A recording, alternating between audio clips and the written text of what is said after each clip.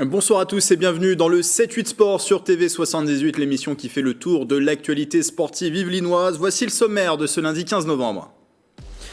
Ils seront 3 clubs yvelinois au 8e tour de la Coupe de France. Ce dimanche, Versailles, Poissy et Chatou se sont qualifiés pour la suite de la compétition. Les Catoviens, délocalisés à Croissy-sur-Seine, ont battu Nanterre 3-2. Retour sur la rencontre et sur les autres résultats sportifs du week-end. La Savate a son livre, Mémoire de Savate, est un récit de plusieurs années d'expérience dans le sport de combat, un ouvrage écrit par Alexandre Fouché, moniteur au club d'Elancourt, Mort-Pas Rencontre.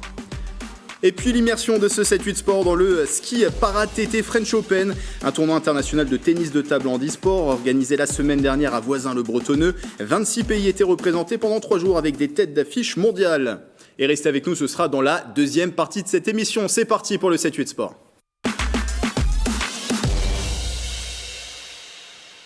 Du football pour commencer avec cette affaire qui secoue le PSG féminin installé à Bougival.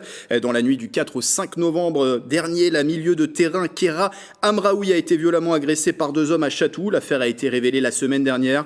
Les enquêteurs semblent se diriger désormais vers la thèse du règlement de compte d'ordre privé. L'un des agresseurs aurait évoqué un homme marié avant de lui asséner plusieurs coups de barre de fer sur les jambes. Selon l'équipe, d'autres joueuses parisiennes auraient reçu également des coups de fil anonymes 4 jours avant les faits.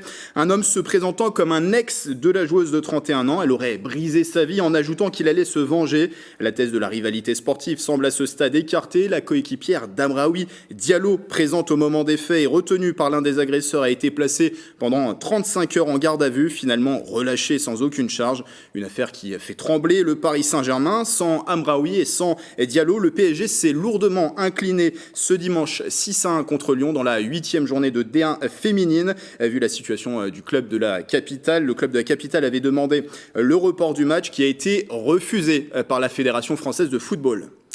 La Coupe de France de football jouait son 7e acte ce week-end et parmi les équipes yvelinoises engagées, Chatou poursuit sa route dans la compétition. Succès dimanche contre Nanterre pour rejoindre un 8e tour historique pour le club. Le résumé de la rencontre avec Bichente Mérien Santisteban et Mathilde Francou.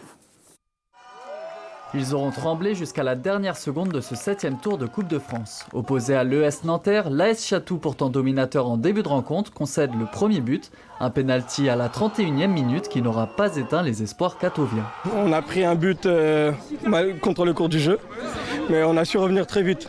Et en revenant très vite avant la mi-temps, ça nous a donné un peu de force. Et ça, je suis fier, ils ont bien réagi. Et on égalise, on met le 2, on pourrait même mettre le 3. L'équipe parvient à inverser la tendance pour rentrer au vestiaire à la mi-temps en menant 2-1. Dans la volonté, dans notre façon d'entreprendre, de ne pas subir la rencontre, on a été bien. Parce qu'on a pris les choses en main dès le début, on a essayé de jouer, d'être fidèle à nous-mêmes. Poussé par le public, Chatou va même inscrire un 3e but 5 minutes après la reprise, avant de subir les pressions adverses. En deuxième mi-temps, on met le 3e et après on souffre comme un vrai match de coupe, où l'équipe prend tous les risques et nous on est là, on ne sait pas trop si on doit défendre ou attaquer. Et au final ça tient et c'est le charme de la coupe. Malgré la réduction du score encaissé à la 67e minute, Chatou tient bon et s'impose finalement 3-2. Ils accèdent donc au 8e tour le 27 novembre prochain. Aller le plus loin possible, là je pense qu'on joue Chartres qui a gagné. Donc objectif, faire un match correct, costaud et essayer de passer le tour. En cas d'exploit face aux Séchartres pensionnaires de National 2, Chatou pourrait même se frotter à l'élite du football français, les clubs de Ligue 1 entrant en lice au 9e tour. Et j'accueille Bichente Mérien Santisteban. Bonsoir Bichente. Bonsoir Grégory. Dans les starting blocks pour vous donner les résultats de nos clubs et sportifs yvelinois.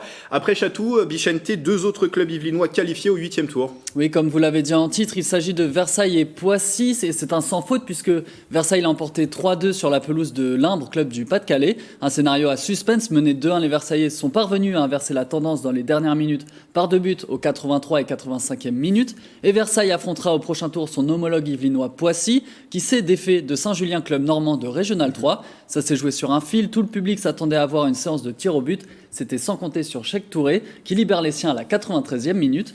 Un club yvelinois sera donc au 9e tour, obligatoirement, puisqu'on attend avec impatience ce choc entre Versailles et Poissy le 27 novembre prochain. Chatou, dont on a parlé un peu plus tôt, affrontera quant à lui le Séchartres de Jean-Pierre Papin, club de National 2 qui se situe dans la division de Versailles et Poissy. C'est au moins une bonne nouvelle avec cette présence d'un club yvelinois assuré au 9e tour. On passe au tennis à présent. Avant sa participation aux Coupes Davis avec l'équipe de France, Arthur Rinderknecht était en Suède la semaine dernière. Oui, un beau parcours qui leur a emmené jusqu'au quart de finale du tournoi ATP 250 de Stockholm. Tombeur par forfait du 36e au classement ATP, Alexander Bublik. Il s'est ensuite défait du Slovaque Josef Kovalik 6-4, 6-1. Mais en quart, la marche était peut-être un peu trop haute pour notre Yvelinois 60e mondial. Face à lui, le Canadien Denis Shapovalov, le 18e au classement ATP, qui aura quand même dû batailler pour l'emporter. Après avoir concédé le premier set aux Français 6-4, il emporte les deux manches suivantes 6-3, 7-5. Shapovalov s'est incliné, lui, en finale du tournoi. Du rugby à présent avec l'équipe de France féminine et son Yvelinoise Émilie Boulard qui recevait les Black Ferns, c'est la version féminine de la Nouvelle-Zélande. Oui, et les garçons pourront s'inspirer ce samedi 20 novembre de leurs homologues féminines qui ont atomisé, c'est le mot, les néo-zélandaises. 6 essais inscrits, dont le 4e par Émilie Boulard, l'Yvelinoise qui a augmenté l'écart à 26-6. Score final 38-13 pour Émilie Boulard, c'est déjà un 3e essai en 5 sélections. Boxe, un retour attendu sur le ring après 15 mois d'absence pour le boxeur de la Verrière, Ahmed El Moussaoui. Oui, une victoire au point pour le franco-marocain de 31 ans à Montpellier face à Ivan Levikis. Pourtant, c'était du costaud en face puisque son adversaire estonien restait sur 4 victoires d'affilée et un bilan de 35 victoires pour 34 défaites en carrière. C'est donc la 34e victoire également pour El Moussaoui, premier français de la catégorie welter, soit les poids mi-moyens, et 36e mondial. 34 victoires dont 8 KO. La date de son prochain combat n'est pas encore déterminée. En golf, on se souvient de la saison énorme de Antoine Rosner qui tentait de défendre son titre à Dubaï. Oui, il n'y est malheureusement pas parvenu, pourtant bien classé jusqu'à la dernière journée. Antoine Rosner termine à la 4e place du Dubai Championship. Très inspiré tout au long de la semaine, il cède le dernier jour avec notamment des difficultés sur les trous 10 et 15. Un retard malgré tout bien rattrapé en fin de parcours sur les trous 16 et 18. L'Yvelinois a fait le job avec 2 birdies, soit un coup en dessous du par. Bilan à -20 et c'est à 3 longueurs seulement du vainqueur, le Danois Joachim B. Hansen. Et du basket, ça jouait du côté de Trappes. Oui, et Trappes qui réagit face à la SPTT de Caen lors de cette 8e journée. Victoire large 76-60, un succès qui rassure et qui maintient les Trappistes dans la course en tête après une défaite à Bayeux la semaine dernière. 2e derrière le Valois et à égalité de points avec le Séchartres. Chez les féminines, en revanche, mauvaise nouvelle, première défaite de la saison pour l'entente Le Chesnay Rocancourt, le Chesnay Versailles. Oui, malheureusement, Grégory, elles seront restées invaincues quand même pendant 7 journées. Le LCV s'incline à domicile face à Douvres 58-61. Elles restent premières de ce classement de National 2 et peuvent dès samedi montrer une fois de plus leur supériorité dans la division face au 3e, le Saumur-Loire Basket 49. La fin de ce tour très complet des résultats avec du handball. Oui, la 7e journée de National 3, 2 clubs yvelinois en lice et 2 déplacements. Où le Vésiné-Carrière l'emporte 27-24 à Guingamp. Plus compliqué en revanche pour Plaisir-les-Clés, défait 26-28 à Asnières. Au classement, l'HLVC 3e, Plaisir-les-Clés 9e sur 12. Merci Bichente, vous parliez du FC Versailles qualifié au 8e tour de la Coupe de France. Ça bouge dans le club de la Cité Royale. Jean-Luc Haribard est le nouveau directeur général du FCV 78, le consultant, ancien joueur de Rennes et de Nancy, avec une brève expérience aussi comme directeur sportif du RC Lens, a été nommé par les nouveaux investisseurs du club. Une société par action a été créée également pour accompagner le développement de l'équipe première présidée par le promoteur Fiducim City. Et Jean-Luc Haribard a pour mission de consolider l'organisation actuelle et d'envisager une montée en puissance du club en collaboration étroite avec l'entraîneur, indique un communiqué, une annonce qui fait suite, on vous en parlait la semaine dernière, à la démission de Daniel Voisin qui a été le président du FC Versailles depuis 2004. Le beach tennis fait son apparition sur l'île de loisirs de Saint-Quentin en Yvelines. Les adeptes de ce sport peuvent désormais s'affronter sur le sable à l'espace événementiel grâce à une association, c'est Paris West Beach Tennis. Le terrain a été inauguré samedi dernier. Mathilde Franco et Mélanie Poquet. Les pieds dans le sable, le beach tennis se pratique en général en duo, mixte ou non mixte, sur un terrain de beach volley avec un filet à 1,70 m ou 1,80 m de hauteur. Par rapport au tennis, donc effectivement, on est sur le sable, donc là, pas de rebond possible. On joue avec des balles qui ressemblent aux balles de mini-tennis. Et on a des raquettes en carbone, fibre de verre, qui font à peu près 350 grammes. C'est très physique, ouais. Sur le long terme, c'est quand même physique. Quand on est sur le sable, le déplacement est quand même particulier. Ce qui est génial, c'est qu'on arrive aussi à des plongeons quand on est en difficulté. L'association Paris West Beach Tennis existe depuis février 2021 et compte aujourd'hui une trentaine de licenciés. Les membres de l'association cherchaient un lieu plus grand et à proximité pour pratiquer ce sport. C'est dur de trouver des terrains. Aujourd'hui, on a un seul terrain qui est situé sur Meudon, du côté de Sèvres, et on le partage avec le beach volley. Donc aujourd'hui, on est 30 adhérents, partage avec le beach volley, autant dire que les créneaux sont très difficiles à trouver. Et ce qui est vraiment frustrant, c'est qu'on ne peut pas jouer tous ensemble comme aujourd'hui. Les terrains de beach tennis n'étant pas encore aux normes, ces derniers seront bientôt agrandis. À terme, l'association espère voir la construction de 4 terrains homologués pour pouvoir organiser des tournois et des événements. Les terrains là, ont été mis à disposition au travers d'une convention d'occupation avec une transformation qui arrivera sous peu puisque pour que les terrains soient aux normes, ils ont besoin d'être légèrement agrandis par rapport à la taille qu'ils ont, la taille existante.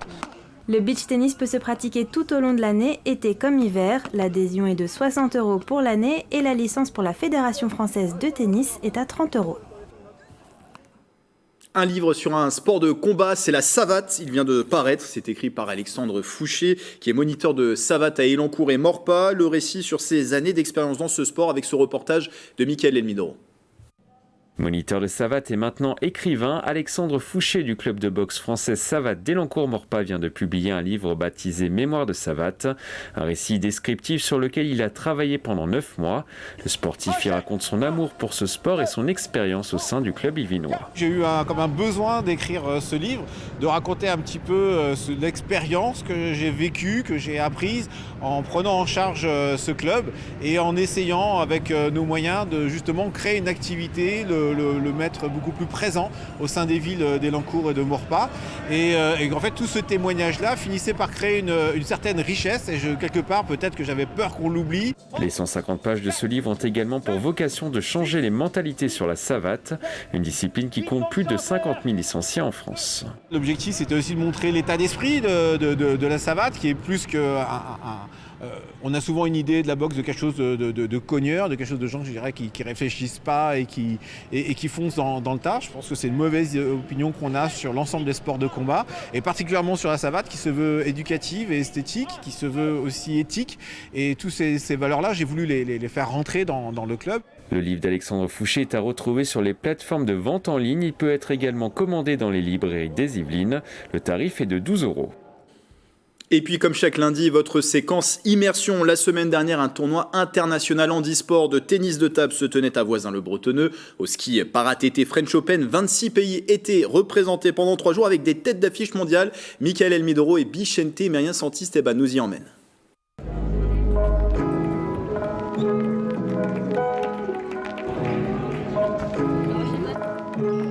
Aujourd'hui, TV78 est au Sky Para-TT, un tournoi de tennis de table handisport international. C'est parti.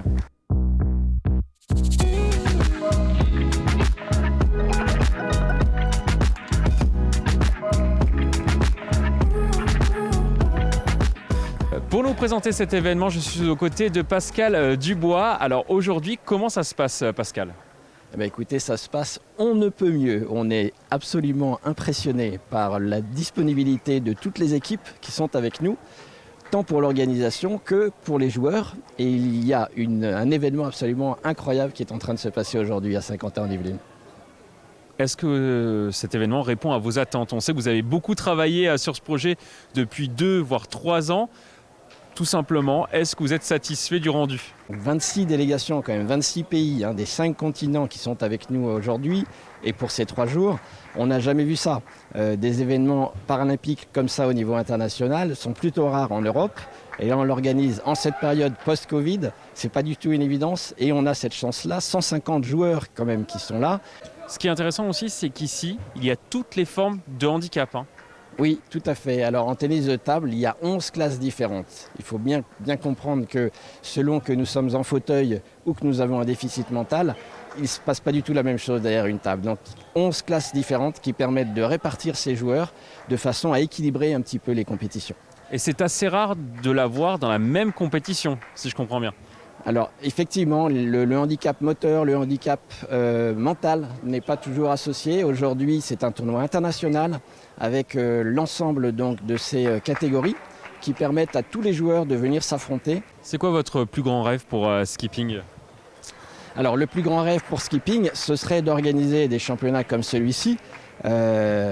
Au niveau mondial, pourquoi pas, si c'était possible, écoutez, avec plaisir. Au niveau valide aussi, pourquoi pas. Et puis faire en sorte de rayonner aussi au niveau sportif. On a quand même une équipe masculine en nationale et on a des joueurs là au niveau handi qui sont classés dans les 20 meilleurs mondiaux quand même, au niveau masculin et au niveau féminin. Donc l'idée, c'est évidemment de développer la compétition, le niveau, et peut-être aussi de faire découvrir le tennis de table, aussi bien du côté valide que du côté handicap, au plus de monde possible. Et cette manifestation s'inscrit également sur un territoire qui va organiser les Jeux Olympiques, les Jeux Paralympiques également. Est-ce que c'est important de montrer aussi que le territoire est à la hauteur de cet événement pour les JO de 2024 ? Et Paralympiques de 2024. Oui, parce que Saint-Quentin-en-Yvelines est une terre d'innovation. Mais une terre d'innovation, ça peut se décliner sur beaucoup de thèmes différents. Au niveau sportif, on démontre qu'effectivement, on est une terre d'innovation et que les associations peuvent, à la force de leur personnel bénévole, être capable d'organiser des choses comme ça. Donc faire en sorte effectivement que nous puissions déployer au sein du territoire, puisque nous-mêmes en tant que skipping, on est une force du territoire, bien sûr, et on peut continuer à le faire et on peut faire en sorte de porter les couleurs de Saint-Quentin-en-Yvelines évidemment bien plus haut. Et pour les Jeux Olympiques, je pense que les organisateurs des Jeux vont aussi s'apercevoir qu'il y a quelque chose qui se passe de notre côté. Donc ils pourront peut-être aussi nous faire confiance. Et il y a également beaucoup de scolaires qui sont présents ici lors de cette première journée, qui reviendront également jeudi. Des scolaires du territoire de Saint-Quentin-en-Yvelines, là aussi, c'est important, j'imagine, de leur montrer ce qu'est une compétition comme celle-là. Alors, c'est quelque chose dont nous sommes particulièrement fiers aussi. L'objectif dont je vous parlais tout à l'heure, c'est de faire en sorte que le sport handi puisse être davantage connu et donc valorisé. Quand des jeunes viennent comme ça, il y a 22 classes qui viennent de quasiment tous les établissements de Saint-Quentin-en-Yvelines, des 7 villes de la commune. Quand des jeunes viennent, leur regard du coup change sur le handicap et sur leur capacité, quand ils seront plus grands, à faire en sorte d'accueillir la diversité. Donc pour eux, on a imaginé un événement et un parcours qui leur permet de voir les matchs, mais aussi de se mettre après en situation où on a une partie qui leur est dédiée avec des parcours jeux où ils peuvent se mettre en fauteuil par exemple et essayer de jouer avec un fauteuil pour voir ce que ça donne. Donc on est au-delà de la compréhension mentale, on est vraiment dans l'expérimentation physique de ce qu'est le handicap et on est sûr que ces gens-là, toute leur vie en fait, vont garder ce souvenir-là et donc vont porter un regard différent sur le handicap et sur la diversité. Ça aussi c'est un motif de fierté. Dernière question, il y a des membres du club de skipping qui sont présents ici, qui vont concourir pendant ces 3 jours de compétition. Un mot sur leur niveau. Alors vous avez raison, il y a 5 joueurs qui sont ici en compétition et dans ces 5 joueurs, il y en a 2 qui sont dans les 20 meilleurs mondiaux dans leur catégorie. Le 2e français et la 2e française dans sa catégorie. Donc ces personnes-là qui participent vont porter les couleurs évidemment de la France au niveau international. Mais il faut aussi se rendre compte que dans les 5, il y a une personne de notre club qui est handicap et qui n'est pas du tout très bien classée, mais qui fait l'expérience de vivre cette compétition de très haut niveau pour participer et pour faire en sorte de porter ces couleurs-là de façon positive et auprès de tout le monde. Merci beaucoup. Justement, on va aller les rencontrer dans quelques instants.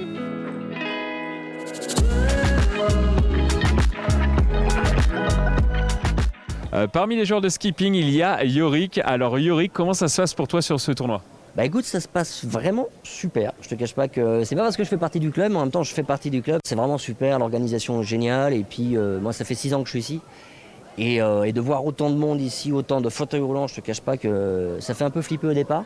Mais ça fait vraiment plaisir parce qu'il y a une vraie connexion entre toutes les délégations. Et l'organisation est top. Enfin vraiment, ils sont tous au taquet, là, les associatifs, le monde associatif, c'était vraiment génial. Donc pourvu que ça dure, voilà. Et le niveau, il est comment ? Du coup, tu as pu faire quelques matchs là, pour l'instant. Le niveau est comment ? Franchement, il est pas ouf. Franchement, je ne vais pas me vanter, mais c'est assez simple. Dans le premier match, je joue contre une tête de série qui était 25 mondial. Je gagne 3-1. C'était très tactique. Et voilà, donc c'était un bon match. Voilà, comme je te dis, il y a d'autres matchs à venir. Je continue de me concentrer et puis garder ça, sortir de poule premier. Et puis arrivé, tu m'as posé la question juste avant qu'on fasse tourner. Ton objectif c'est quoi? C'est la première place. Hein. Je vais pas dire j'ai 6, numéro 6. Non, je vais premier, objectif premier. Si je suis pas premier, allez, premier ex aequo. Si je suis pas premier ex aequo, je me casse. Il y a pas de... Non, sinon, podium, ce serait idéal. Une médaille pour la France, c'est l'idéal maintenant. La première, ce serait le top. Et toi, tu es dans quelle catégorie du coup? Je suis en classe 3. Classe 3, c'est à 1, 2, 3, 4, 5. Et moi, je suis classe 3, donc j'ai pas les abdominaux. Donc voilà, je joue contre des classes 3. Et voilà, l'objectif d'être le premier classe 3. Français et mondial. Et le club skipping, est-ce qu'il t'aide ou pas à progresser d'année en année? Est-ce qu'il t'entoure bien pour atteindre tes objectifs? C'est l'objectif aussi, c'est en ça que du coup on en revient au fait qu'ils soient au taquet, dans la prise en charge. C'est des gens qui encadrent vachement bien l'handisport et au tennis de table surtout, essentiellement d'ailleurs. Ils ont vraiment toutes les ficelles et nous amènent à nous surpasser pour techniquement, physiquement, mentalement, qu'on soit là à l'instant T. Et comme je te l'ai dit, c'est des jeunes qui ont compris l'association skipping en main et ils en veulent et on en veut tous à la table. Et c'est ça qui génère un petit peu cette motivation qui fait que j'espère arriver à la première place. Et c'est pas fini, apparemment ils veulent faire grossir encore plus le club. Ça va dans le bon sens? Bien sûr, bien sûr. Alors ils sont en train de monter un pôle haut niveau. Et c'est pareil, encore une fois, c'est une première en France. Et l'objectif, c'est de réunir un maximum d'handisports, pas que les classes 3, classe 1, 2, 3, 4, 5, jusqu'à 10, parce qu'après le 5, c'est 6, 7, 8, 9, 10, c'est des gens qui sont debout, avec d'autres handicaps. Et l'objectif, c'est d'accueillir même les délégations internationales, donc étrangères, et puis d'essayer de les faire venir ici pour différents stages, des matchs. Ça peut être des phases matchées, ça peut être...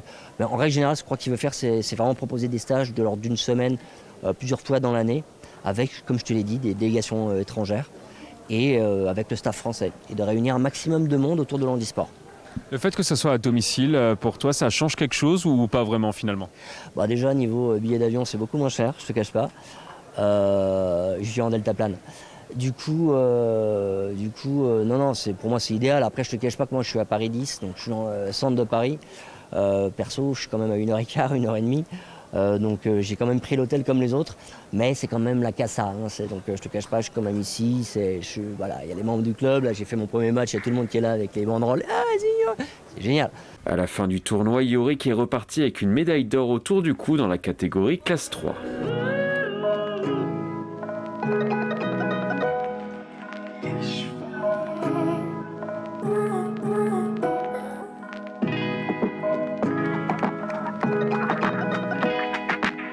Je suis aux côtés d'une autre athlète du club skipping, Lucie. Alors Lucie, comment s'est passé ton premier match? Alors j'étais un peu stressée parce que je vais à domicile. Donc à la fois c'est génial, je connais tout le monde, mais il faut rester focus dans la compète. Et faut y aller match après match. Puis voilà. C'est une grosse compétition pour toi? Non, par contre c'est un challenge parce que faut savoir gérer la pression malgré qu'il y ait beaucoup de gens que je connaisse. C'est un gros tournoi pour le club, ce tournoi là pendant ces 3 jours? Alors c'est une première. On n'a pas fait de tournoi en France depuis 2014 où ça s'était pas très bien passé. Et en fait avec Paris 2024, on devait faire un tournoi en France. Et là c'est on va dire un des premiers tournois, sachant que je pense que si ça se passe très bien, les gens voudront revenir. Et là il y a des très très bons joueurs, mais il n'y a pas tous les meilleurs joueurs. Il y a encore beaucoup... On sort aussi un peu des Jeux de Tokyo. Du coup, il y a certains champions qui ne sortent pas pendant 3-4 mois, par exemple, et qui font une petite pause avant de repartir à fond pour Paris 2024, par exemple. Et aussi le fait que Voisin-le Bretonneux ce soit à côté de Paris, ça attire aussi parce que Paris, c'est magique aussi, hein, mais pour le Voisin-le Bretonneux aussi. Tu fais partie du club, des têtes d'affiche de ce club. Quels sont tes objectifs à toi sur les prochaines années, les prochains mois? Monter dans la ranking, participer au championnat du monde senior et les Jeux de Paris, tout simplement, être championne paralympique dans ma caté. Comment on fait pour arriver aux Jeux de Paris en 2024? Alors moi j'ai beaucoup d'adaptations, ne serait-ce que déjà la mairie nous donne forcément une salle pour s'entraîner avec Geoffrey, que ce soit en cours individuel ou en cours collectif. Je m'entraîne beaucoup avec les valides et pas beaucoup avec les handisports. Geoffrey fait aussi énormément de choses. On a construit en fait ensemble tout un projet, toute une équipe autour de moi pour que ce soit au niveau de la nutrition, au niveau de la kiné, au niveau des ostéos, préparateur mental, préparateur physique, comment ça gérer une compétition. Par exemple, savoir qu'il y a des gens qui nous regardent, comment on arrive à être dans la bulle tout en étant bien et tout en sachant qu'on est regardé. Et aussi, je suis étudiante en STAPS à Orsay, donc fac de sport à Paris-Saclay. Et je fais mes années en 2 ans pour avoir le temps de faire 1 ou 2 entraînements par jour. Alors ça peut être de la préparation mentale, de la préparation physique, des séances de tennis de table, de la kiné aussi, etc. etc. Les Jeux paralympiques en 2024 à Paris, c'est un rêve ou c'est clairement accessible pour toi, à ton avis? Largement accessible. Je dirais même en plus en 2022, il y aura de nouveaux règlements qui feront qu'on ne pourra pas faire une médaille, mais si on peut essayer de se qualifier dans 3 tableaux. Enfin, il y a le simple, le double mixte et le double dame. Et ça sera quoi ton programme pour les prochaines semaines? Oh là, vous m'en demandez trop. En fait, là, c'est mon dernier tournoi pour 2021. Après, moi, il faut aussi que je me concentre sur mes partiels. Mais je vais quand même faire 2 séances d'entraînement par jour. J'ai quelques interventions à faire dans les entreprises, que ce soit pour sensibiliser au niveau de l'handicap, au niveau du sport de haut niveau ou en tant que féminine. Les trois sont bien. Voilà. Merci beaucoup Lucie et peut-être rendez-vous au JO de 2024 à Paris. C'est ça, merci. Après une journée de compétition intense, Lucie a remporté une médaille d'argent dans la catégorie classe 8. Ce tournoi handisport s'est donc déroulé ce mardi 9 novembre, ce mercredi 10 novembre et ce jeudi 11 novembre. Le club Skipping espère pouvoir organiser de nouveau ce type de tournoi à l'avenir. Si vous voulez plus de renseignements sur la structure, rendez-vous sur leur site internet. Mickaël Elmidoro que vous retrouverez, voilà, j'en perds mon latin, dès la semaine prochaine, dès lundi prochain pour un nouveau numéro du 7-8 Sport. Et voilà, c'est la fin de cette émission. Merci de votre fidélité. Excellente semaine sportive sur TV78.